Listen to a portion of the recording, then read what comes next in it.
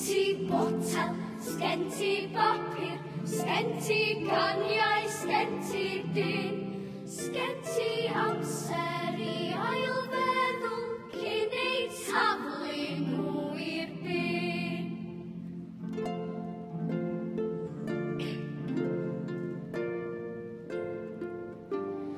Casgla'r haen fel trigareddau,